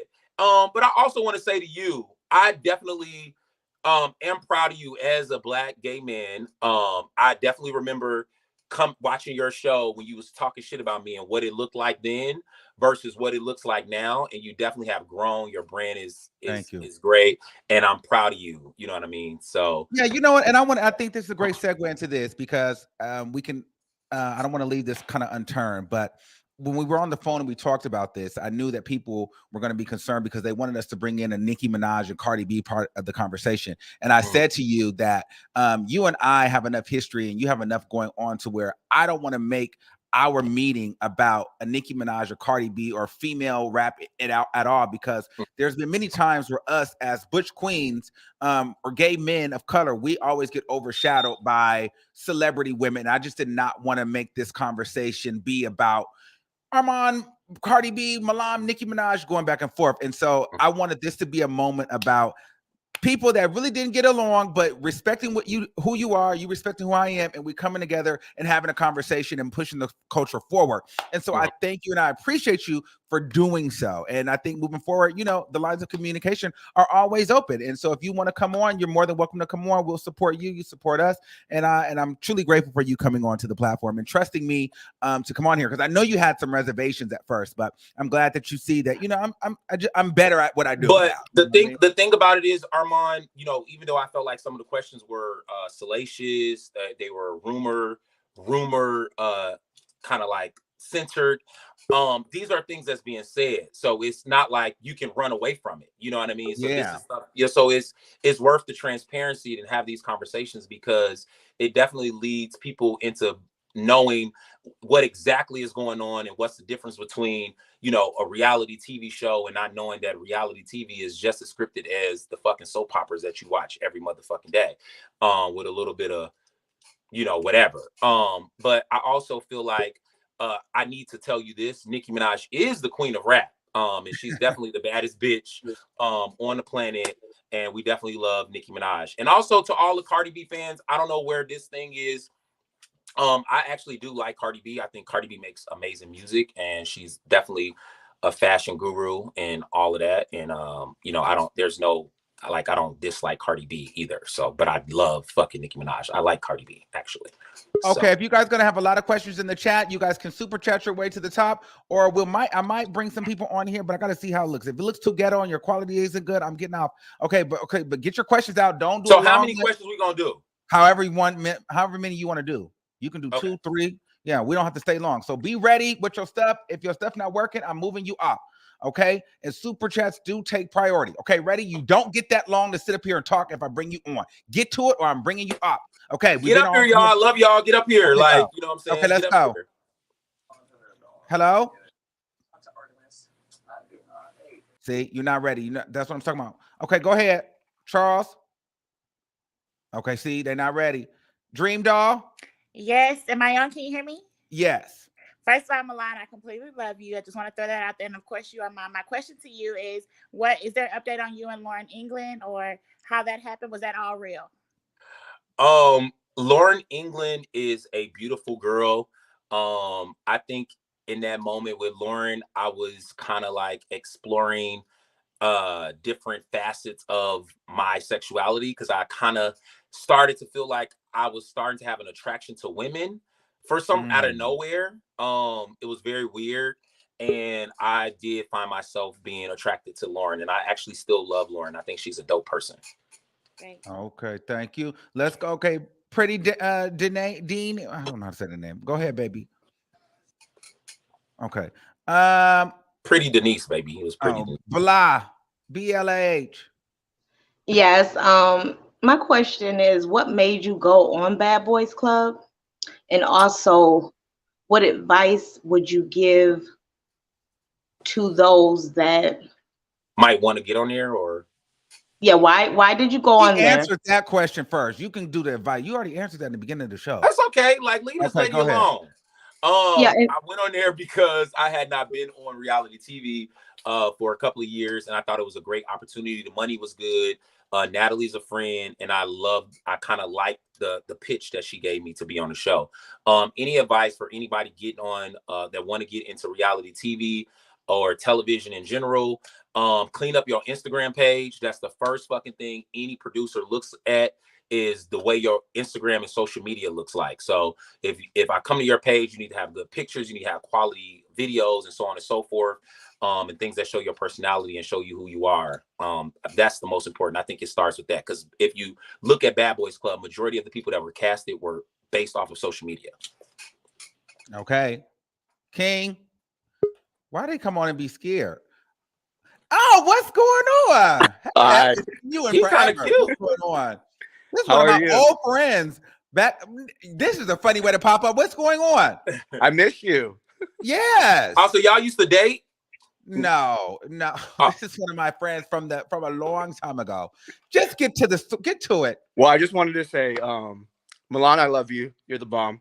And then I actually just wanted to come and say hi to you, Armon. I haven't seen you. I'm like a year away from graduating nursing school, so I just wanted to. Congratulations. I haven't seen you. You know, DM me. Send me a DM. I will. All right. Bye. Armon, what's up with? Hold on, slow down. What? He about to graduate. He was kind of he had like a nice body. Yeah, we've known each other for a very long time. You asked me earlier, was I a top or bottom or versatile? This is baby. What are you, a top, bottom, or versatile? Listen, I'm no. You're not interviewing me. Yeah, I just need to know: are you a top, bottom, or versatile? Let the people know. My people know what I get into. Which is what? I am whatever you need me to be. You're versatile. Thank you, baby. Got it. All right, cool. Let's get into the things. Okay, Rico, let's go. Rico, not Rico. Yes. Hello. Let's go. Yes. Yes. Come on. Yes. Can you guys hear me and see me? Yes. I can't see him, but I can hear him. Okay. My question is, online scared, but you was scared, but you wasn't scared to boss up to everybody else. That is my thing because you right now you looking like a weak little punk out here that you was scared that you was scared of that little young boy, but you saw about you 37 years old, but you was bossing up to everybody else, and then everybody want to know why is you scared, and you got all these pounds and you big and this and that, but you scared. That's what we the people want to know.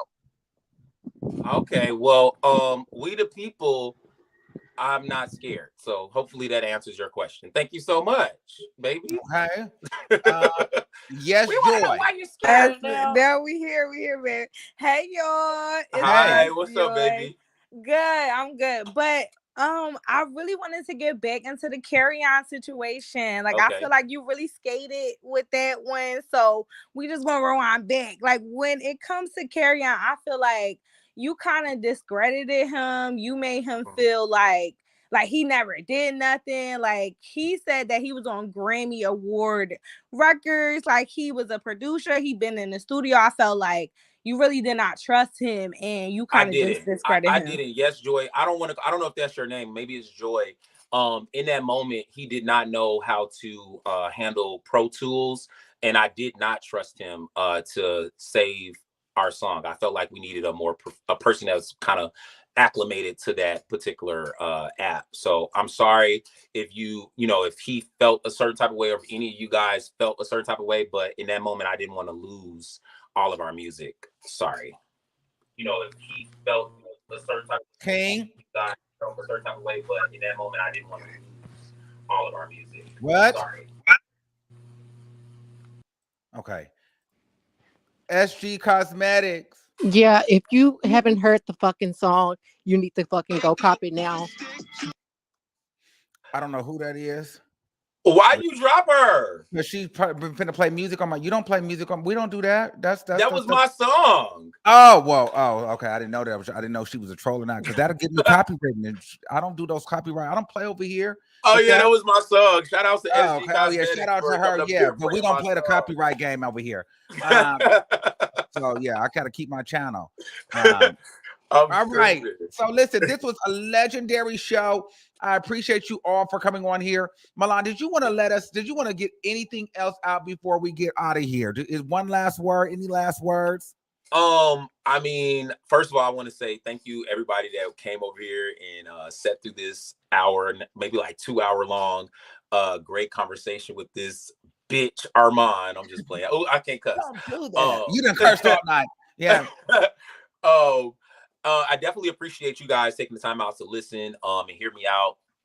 I definitely am glad that I was able to clear up a lot of things and just let you guys know, the difference between, the things that happen behind the scenes and what happens on the sets and the things that you don't get to see, and kind of get out of I find it very odd, and this goes for straight people, gay people, everybody. A person will easily believe something negative before they believe something positive. And I think as a community, and that's the Black community, the gay community, as a community, we need to stop always feeding into, what's easier to digest. You know what I mean? I'm not a bully. I don't like bullies. From the time that I was on that fucking show, from the day I came on the show till the last day of the show, I never bullied anybody. I don't believe in bullying. And I also don't believe in, jumping and doing just certain shit. It's just certain things that I just don't get into morally. But I at this point, it's just like, I really am kind of like, I'm really kind of in the spirit of like, just kind of like, just going into this mode of not giving a fuck, and just kind of like going back and forth and continue the shit. And you can believe what you want to believe or whatever. But this interview made me bring it back to, okay, this is the opportunity for me to kind of clear the conversation and make things, and bring the facts out. So I appreciate that you did it. There's no other show that you would be able to do this on that you should do it on. But this one, I mean, why not? This is the best place to do it. I do have one more question that I forgot. That shit with William the Baddest last night, that shit was fake. I feel like that was fake. I feel like, did y'all bring William back on there to fight that man like that? That felt staged. I get it. I mean, it might have. So you didn't know William was coming on there to do that? No, like William. Check for that. And mind you, I don't even fuck with the Rocky Road Mountain Lip bitch. The one that's the promoter that says she owns the club. I don't even fuck with her. But she was ready to apologize to William, and William tried that to must attack have been her. an insider check. That must be an insider check that she got. Last question: do you think that Zeus promotes violence and stereotype and gives black people a bad look? That was the conversation that went viral a few weeks ago. You first of all, the question was too fast. I didn't even hear okay. Do you think that Zeus perpetuates and promotes violence and makes people look bad, black people look bad? That was just a conversation that went viral between Lemuel and Fox Soul. I don't think Zeus or he perpetuates anything. These things happen in our community, and because he's given us a platform to expound on it or show the things that happen, I don't think it's like a something that he's perpetuating. There is other stuff that Lemmy is trying to do and Zeus is trying to do outside of this type of reality TV where it's arguments and fights and this and that. But this is the shit that y'all watch. These shows.